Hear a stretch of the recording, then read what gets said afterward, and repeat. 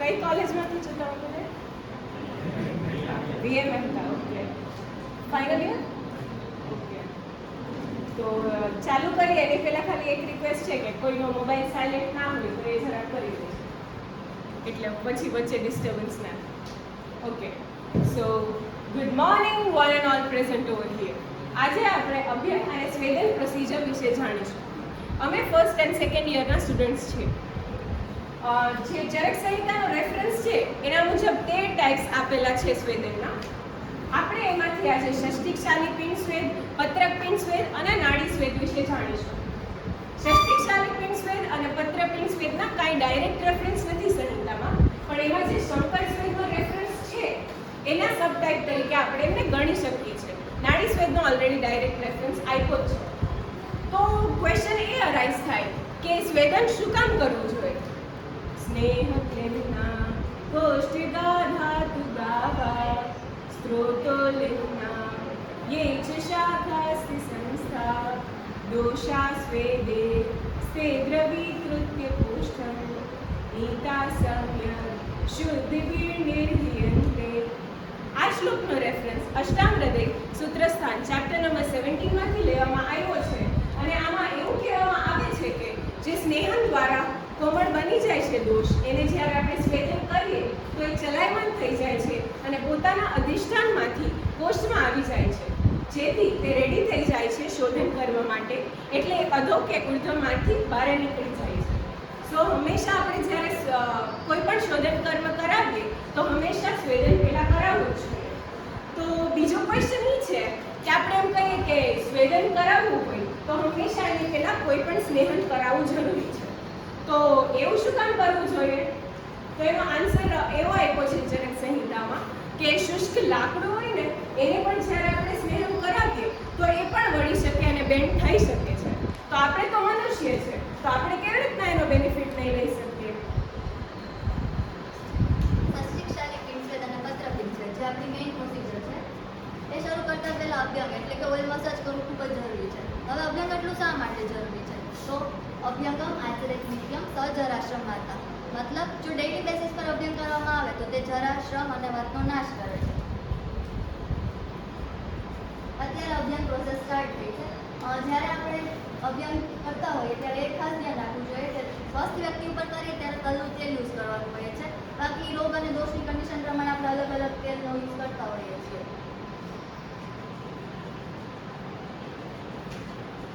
અભ્યંગ છે એની ડાયરેક્શન અનુલોમ દિશાથી દેવી છે. હવે અનુલોમ દિશા શા માટે? કારણ કે વાતની જે નેચરલ મૂવમેન્ટ છે એ અનુલોમ દિશામાં છે, આપણા હેર ફોલિકલ્સની ડાયરેક્શનમાં, એટલે અભ્યંગ અનુલોમ દિશામાં કરવું જોઈએ. બીજું ધ્યાન એ રાખવું જોઈએ કે તેલ છે એ ઇનડાયરેક્ટ હીટ આપીને ગરમ કરવું જોઈએ. જો ડાયરેક્ટ અપ્લાય કરશો તો પેશન્ટનું ટોલરન્સ પાવર એકવાર ચેક કરવું જરૂરી છે, એટલે ઇનડાયરેક્ટ હીટ આપીને કરવું જોઈએ. જ્યારે જોઈન્ટ્સમાં આવે ત્યારે સર્ક્યુલર મૂવમેન્ટ કરવાની હોય, બાકી પ્રેશર ઉપર જાય ત્યારે તો એટલું બધું ન રાખવાનું હોય, પણ નીચે આવે ત્યારે પ્રેશરથી અભ્યંગ કરવું જોઈએ.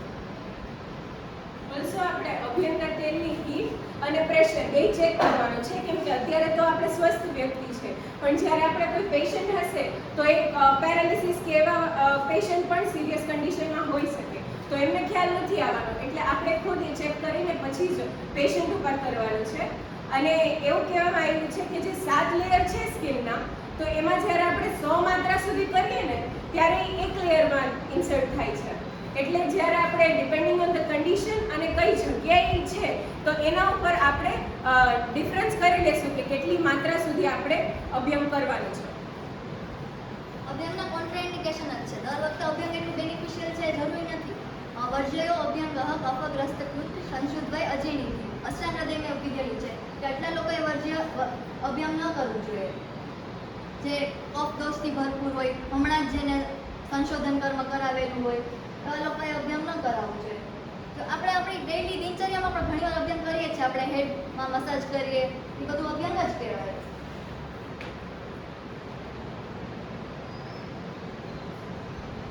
આપણા ડેઇલી રૂટીનનો પાર્ટ જ છે અભ્યંગ. એટલે હવે અભ્યંગ થઈ જાય પછી આપણી જે મેઇન પ્રોસિજર છે ષષ્ટિકશાલી પિંડ સ્વેદ આપણે સ્ટાર્ટ કરશું.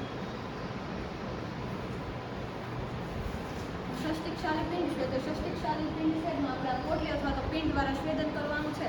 તો આપણે પોટલી બનાવવા માટે શેની જરૂર પડશે? છે તો કે બલામૂળ, ષષ્ટિકશાલી અથવા તો રક્તશાલીના ચોખા, પછી દૂધ અને આ પોટલી બનાવવા માટે કાપડ અને દોરાની જરૂર પડશે. તો આપણે પોટલી કેવી રીતે બનાવશું? તો પોટલી બનાવવા માટે તો પહેલાં 1 લીટર ગરમ દૂધ અને 1 લીટર બલામૂળના ક્વાથની જરૂર પડશે. તો બલામૂળનો ક્વાથ બનાવવા પહેલાં તો 250 ગ્રામ બલામૂળને લઈ એમાં 16 ગણું એટલે કે 4 લીટર પહેલાં પાણી એડ કરવાનું. એ પાણી 1/4 રિડ્યુસ થાય એટલે કે 4 લીટરમાંથી 1 લીટર વધે ત્યાં સુધી આપણે એને ગરમ કરશું. હવે 1 લીટર બલામૂળનો જે ક્વાથ બન્યો તેને પહેલાં ગાળી લેવાનું અને 500 ml 2 ભાગમાં ડિવાઈડ કરી દઈશું. અને ગરમ દૂધ આપણે પહેલેથી કરીને રાખ્યું હતું એ ગરમ દૂધને 500 ml ને બલામૂળના ક્વાથમાં નાખવાનું. 500 ml દૂધને હવે તેમાં 250 ગ્રામ ચોખા એડ કરી ચોખા બફાઈ જાય અથવા તો મિક્સચર બની જાય ત્યાં સુધી આપણે ધીમી આંચ ઉપર મતલબ બલામૂળમાં એને ગરમ કરવાના ચોખાને. હવે ચોખાનું મિક્સચર બની ગયું ત્યારબાદ તેમાંથી મતલબ પોટલી મિનિમમ 250 થી 300 ગ્રામની હોવી જોઈએ નોર્મલી. તો એ પોટલી આપણે એટલી બનાવશું. હવે સ્વેદનના પૂર્વકર્મમાં આપણે અભ્યંગ પહેલાં જોઈ લીધું કે અભ્યંગ કરી નાખ્યું. હવે પ્રધાન કર્મમાં તો સ્વેદન કરવા માટે આપણે જે 500 ml દૂધ અને બલામૂળ વધ્યો હતો એ કષાયમાં પહેલાં પોટલીને ડીપ કરવાની, પછી નીચવી અને પહેલાં જે અટેન્ડન્ટ છે બે એ હીટ ચેક કરી લેશે જેથી આ પેશન્ટને બર્ન્સ ના થાય. હીટ ચેક કરી દે પછી બંને બાજુ પેશન્ટની બંને બાજુ અટેન્ડન્ટ હોવા જોઈએ જેથી અને સ્વેદન હંમેશા મતલબ યુનિફોર્મલી બે સેમ ડિરેક્શનમાં કરવું જેથી એનર્જી ક્રિએટ થાય અને સ્વેદનની પ્રોપર ઇફેક્ટ આવે. સામાન્ય રીતે ષષ્ટિક શાલિપિંડ સ્વેદનમાં 1 કલાક જેટલો ટાઈમ લાગે છે, પણ પેશન્ટની કન્ડિશન પ્રમાણે આપણે તેને પ્લસ માઇનસ કરી શકીએ છીએ. હવે જ્યારે સ્વેદન થઈ જાય એટલે પોટલીને ખોલીને તેની અંદરના જે દ્રવ્યો છે તેને આપણે પેશન્ટની બોડી પર લગાવવાનું આવે.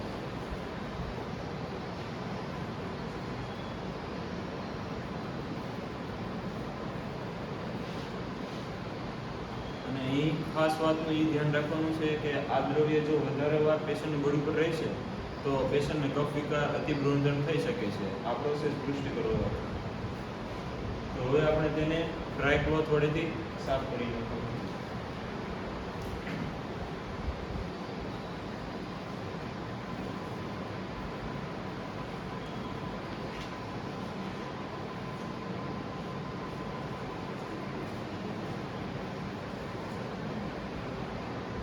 પછી આપણે પેશન્ટની બોડી ઉપર મેડિટેડ ઓઇલ લગાવવામાં આવે છે. આ પ્રોસેસ શીતકર હોવાથી પેશન્ટને વધુ શીત લાગે એટલા માટે આપણે ઉષ્ણ માટે આપણે ઓઇલ લગાવવામાં આવે છે અને પછી પેશન્ટને લ્યુકોમ વોટર વડે સ્નાન કરવામાં આવે છે. આ પ્રોસેસ આપણે ડેલી પણ કરી શકીએ છીએ અને એકાત્ર અલ્ટરનેટિવ પણ કરી શકીએ છીએ અને પેશન્ટને ડોઝ પ્રમાણે આપણે તેને 7 કે 14 દિવસ સુધી પણ કરાવી શકીએ છીએ. હવે તેના ઇન્ડિકેશનમાં muscular dystrophy, muscular weakness, poliomyelitis, nervous system disorder, પછી તેના કોન્ટ્રા ઇન્ડિકેશનમાં fever, diabetes, high blood pressure અને જ્યાં ફ્રેક્ચર થયું હોય ત્યાં. હવે ત્યારબાદ આપણે આગળની પ્રોસેસ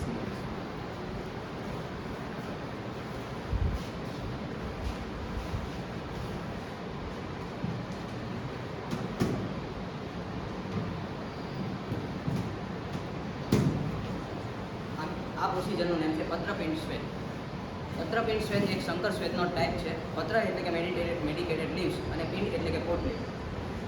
હવે તેને આપણે 3 પાર્ટમાં ડિવાઈડ કરીશું: પૂર્વકર્મ, પ્રધાન કર્મ અને પશ્ચાત કર્મ. પૂર્વકર્મમાં સૌપ્રથમ તેના ઉપર અભ્યંગ કરવામાં આવે છે. અભ્યંગ એ પહેલાં જણાવ્યા મુજબ સાયમેલ્ટેનિયસલી એક જ ડાયરેક્શનમાં ડાઉનવર્ડ દિશામાં થવું જોઈએ અને જ્યાં જોઈન્ટ્સ હોય ત્યાં સર્ક્યુલર મોશનમાં થવું જોઈએ. હવે અભ્યંગ થઈ જાય તેના પૂર્વકર્મમાં ત્યાં સુધી આપણે જોઈએ કે પોટલી બનાવવા માટે ક્યાં ક્યાં ઇન્ગ્રીડિયન્ટ જોશે, જેવા કે 40 by 45 સેન્ટીમીટરનું કાપડ જોશે, મેડિકેટેડ લીવ્સ જેવા કે મેડિકેટેડ વાત હર્ષ લીવ્સ જેવા કે આકડો, એરણ, ચિંચાપત્ર, અર્ક, તુલસી વગેરે જેવા વાત અને કફનાશક જે લીવ્સ હોય તે ઉપયોગ કરવામાં આવે છે. લસણની પેસ્ટનો ઉપયોગ કરવામાં આવે છે. લીંબુની સ્લાઇસ અને હળદરા પાવડરનો ઉપયોગ કરવામાં આવે છે.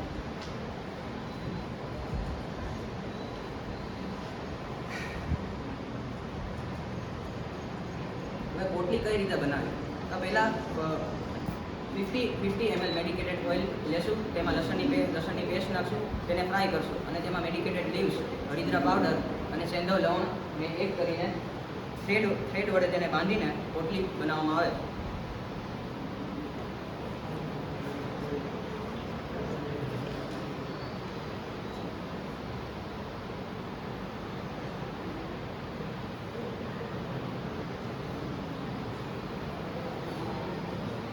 પેશન્ટ ઉપર આની પ્રોસેસ એક ડાઉનવર્ડ ડાયરેક્શનમાં અથવા તો અપવર્ડ ડાયરેક્શનમાં સાયમલ્ટેનિયસલી થવી જોઈએ અને જ્યાં જોઈન્ટ્સ આવેલા હોય ત્યાં સર્ક્યુલર મોશનમાં કરવામાં આવે છે.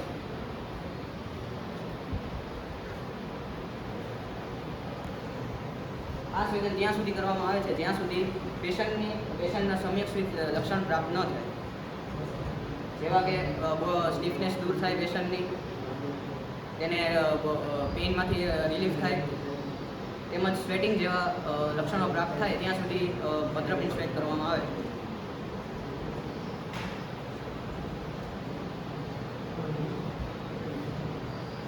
હવે પત્રપિંડ તેના પશ્ચાત કરવામાં પેશન્ટને થોડી વાર માટે રેસ્ટ આપવામાં આવે છે અને ત્યારબાદ તેને સ્નાન કરાવી દેવામાં આવે છે. હવે આપણે તેના જોઈએ કોન્ટ્રા ઇન્ડિકેશન પર્સન અને ઇન્ડિકેશન પર્સન. ઇન્ડિકેશન પર્સન કે જેને આપણે પત્રપિંડ સ્વેત આપી શકીએ, સંધિગત વાત, જે ઓર્થિયો આર્થરાઇટિસ, જીર્ણ આમ વાત, chronic stage of rheumatoid arthritis, sciatica થયો હોય અને પેરાલિસિસ થયું હોય તેવા પર્સનને આપણે આપી શકીએ છીએ. અને કોન્ટ્રા ઇન્ડિકેશન પર્સન કે જેને આપણે પત્રપિંડ સ્વેદન ન આપી શકીએ, અજીર્ણ થયો હોય, જ્વર થયો હોય, અતિસાર થયો હોય અને સ્કિન ડિસઓર્ડર થયો હોય તેવા પર્સનને આપણે પત્રપિંડ સ્વેદ આપવામાં આવતું નથી. આ પ્રોસિજર 7 થી 14 દિવસ સુધી કરવામાં આવે છે પેશન્ટ પર, પેશન્ટની પ્રકૃતિને ધ્યાનમાં રાખી.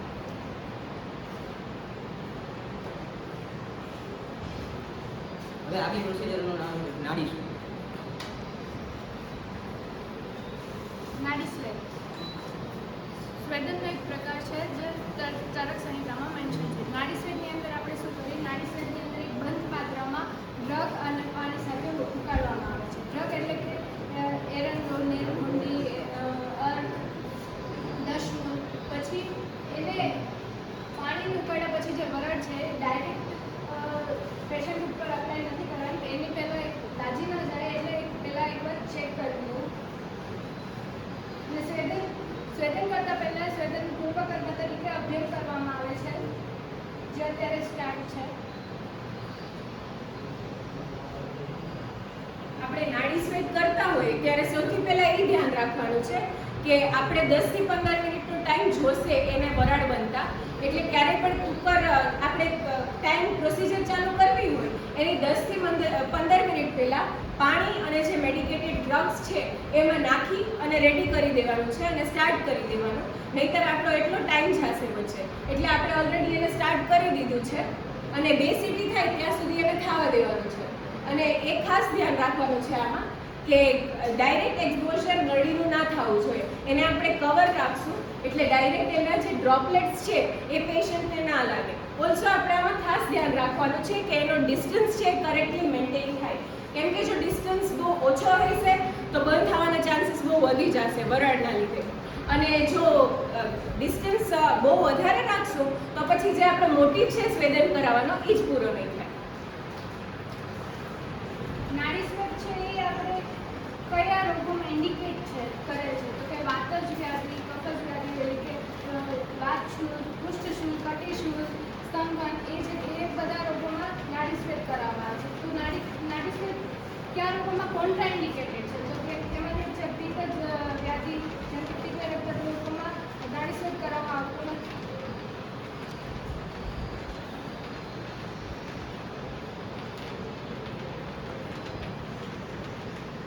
જ્યાં સુધી આપણને સમ્યક સ્નિગ્ધના લક્ષણ જોવા ના મળે ત્યાં સુધી આપણે પેશન્ટને કરાવશું.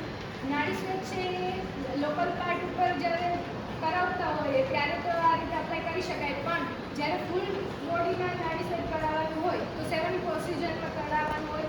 જેમ કે જે અભ્યંગમાં પણ એવી રીતે કરાવવાનું હોય, જેમ કે સિટિંગ, સુપાઇન, લેફ્ટ લેટરલ, પ્રોન,